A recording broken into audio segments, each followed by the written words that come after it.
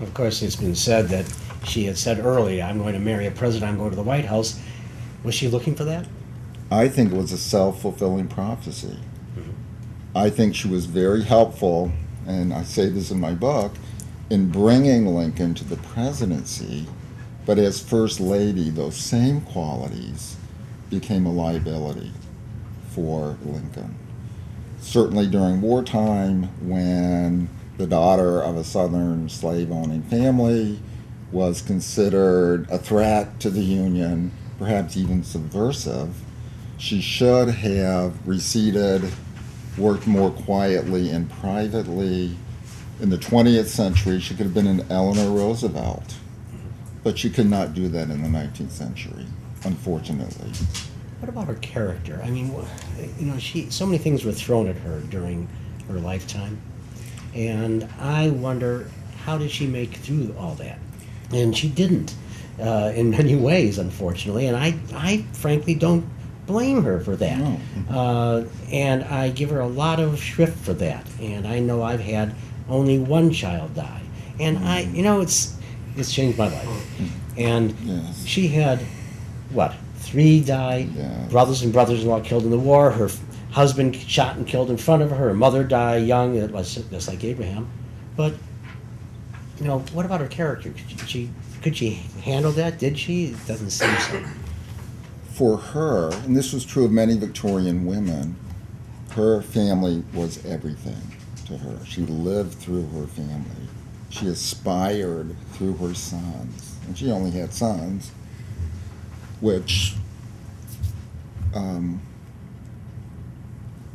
I think was important to her to help raise future political leaders. She, in the space of 20 years, lost 3 sons. She lost her husband at the moment of victory when she was sitting next to him. And she suddenly found herself unwelcome. Once her husband died, she had no more public role to play in American society. She was expected simply to fade away, become a non-person again. One of the interesting things about your book, in such a concise book on the marriage, you also put time in to show society, and it was changing. And a middle class was coming up, as you mentioned here, and the role of children was changing, and marriage, and what their roles were. And that is an important part of their marriage as well, you said. The middle class emerged and dictated values and morals in society. Victorian morals became the standard. Lincoln came from the folk culture of ordinary people. He had to rise into the middle class. Mary Todd Lincoln helped him do that. But from Mary's perspective, she was declining from an aristocratic class into a lower one. And that was more difficult, in a sense, to do than the task that Abraham Lincoln faced, to rise, to lower oneself. Certainly in a republic, we expect the first family to be modest and humble and to live simply. Mary Lincoln came to the White House wanting to restore it to what she thought of as its former glory. And of course, she overspent lavishly in that effort. But she thought this is an important national symbol. And in a national crisis, we need to boost it and to make it central to what it means to us as a nation. Well, did that problem of not being able to stop overspending, which led to the insanity trial, as much as anything did, was that showing through then? It's interesting. If I could just jump in one thing. Mary actually, true to her wonderful intellect, she was a fascinating woman. She was educated, much more than more than most men were. She actually did her own research, and there's one wonderful letter she wrote where she discovered she spent less money refurbishing the White House than Andrew Jackson did, and I think it might have been Buchanan, one other president. She spent less, but she said, because I'm a woman and they're men, people are jumping on me for it. So, one historian said, Mary probably, it's a wonderful quote. I think it was, there was no woman better suited to become First Lady than Mary Lincoln, and yet no one so ill-suited to handle the emotional rigors of the war. Mm-hmm. And basically another historian said, if there was no war, Mary Lincoln today would probably be considered one of the greatest First Ladies we've ever had. But because of the war, and her personality, things kind of turned a bit. How did Robert view that marriage? Both of you can talk to this one. How did Robert view his parents and their marriage, and what was his relationship to each? Both of you should talk to this. I've never found anything that I can recall where he specifically talked about the state of his parents' marriage, actually. He was very close to both parents. He was closer to his mother. Of course, Mary, she was practically a single mother, 6 to 9 months out of the year, because Abe was riding the circuit, doing politics. And Robert and Mary, and I just wrote an essay for a book of essays about Mary called The Mary Lincoln Enigma, also SIU Press, coming out very soon. And my article is just the relationship between Mary and Robert. And they were best friends. And I argue Mary was actually closer to Robert in many ways than she was to Abraham Lincoln. Robert was always there. He was her support. When Eddie died in 1850, about 10 days later, Lincoln went on the circuit for 6 weeks, and Robert was there. He was her bulwark, and that may be one reason why he became such a funny storyteller, to kind of help his mother through her issues. But they were incredibly close, as every letter shows, until the insanity trial. But before that, they were best friends. And one thing that I learned in research for my book is that Robert and his father were very close. They were as close as the reality of life would allow them to be, with Abraham gone all the time. And he wasn't the only lawyer gone. It was a very typical thing. People like to say that they had no relationship because Lincoln was gone from home. Well, that was typical. But whenever he was home, every friend and neighbor says Lincoln wanted to just spend time with his children and his wife when he was home. Well, what about those times when he was out on the circuit and everyone else went home and he stayed out there? There were times. Mm-hmm. What about that? I'm trying to remember the William Herndon quote that a home is supposed to be a heaven, but Mary Lincoln made Abraham Lincoln's home a hell. She was used to dominating the domestic sphere. And that is what the Victorian gender roles told her she should do. Mm-hmm. She went overboard. This shows up in the child rearing as well. Robert Lincoln was their first son. They were both inexperienced parents. They both they both believed they had been abused by their own parents emotionally. And there are reminiscences of Mary Lincoln practicing physical corporal punishments against the young Robert Lincoln. This all changed when Eddie died, and the parents learned that loving and nurturing is the most important thing to instill in children.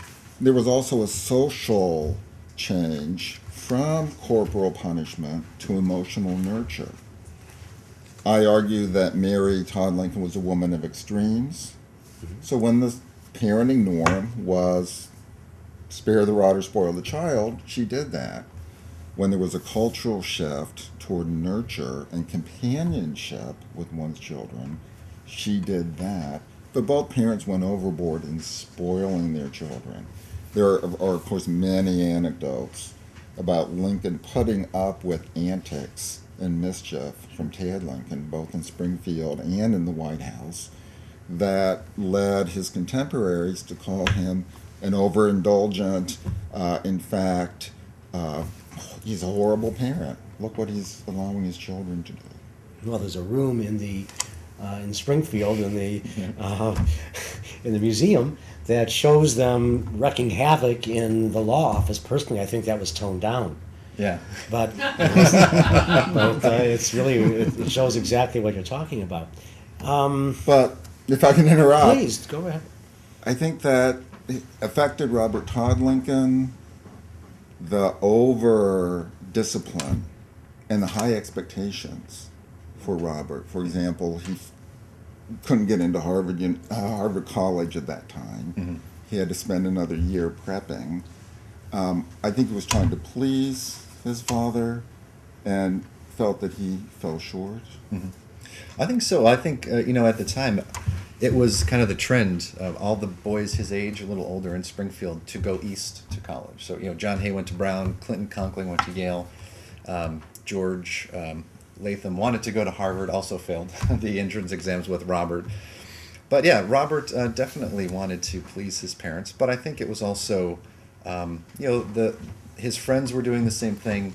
But there's no doubt, Mary, obviously 14 years of schooling, Abraham self-taught, but they both felt that education was an essential part of a person. So it seems to me it was Robert's choice to go to Harvard, but I'm certain that they obviously would have encouraged it and pushed him toward it as well. Well, I'm not surprised.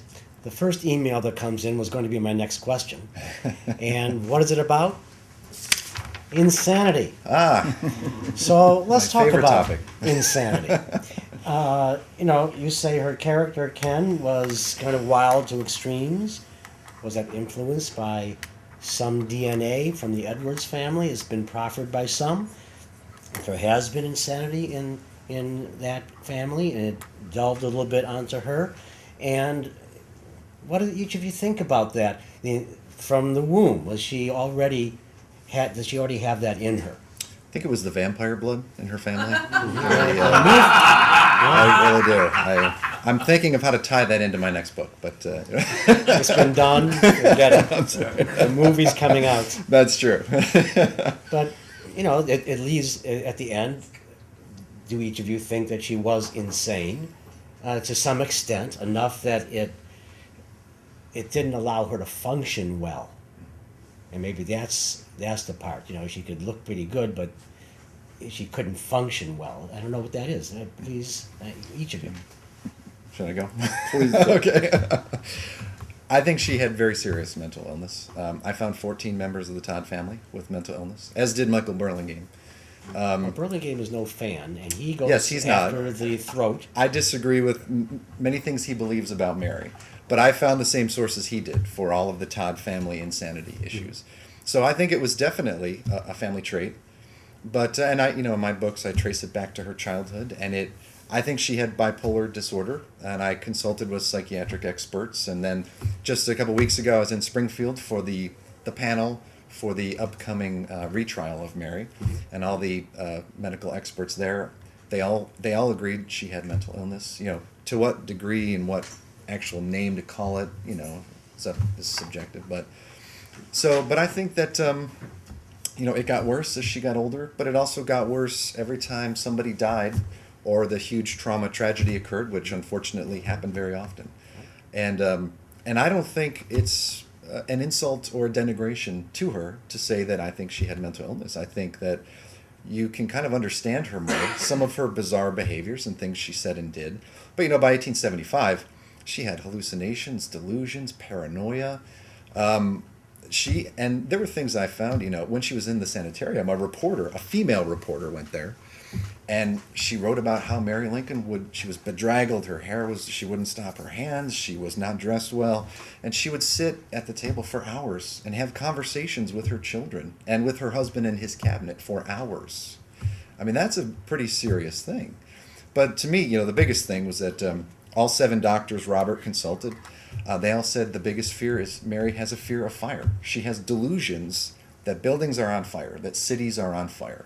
And they told Robert, they said, any person with a delusion like that could just jump out of the window at any minute. And they told Robert, they said, something terrible is going to happen to your mother, and if you don't do something, it will be your fault.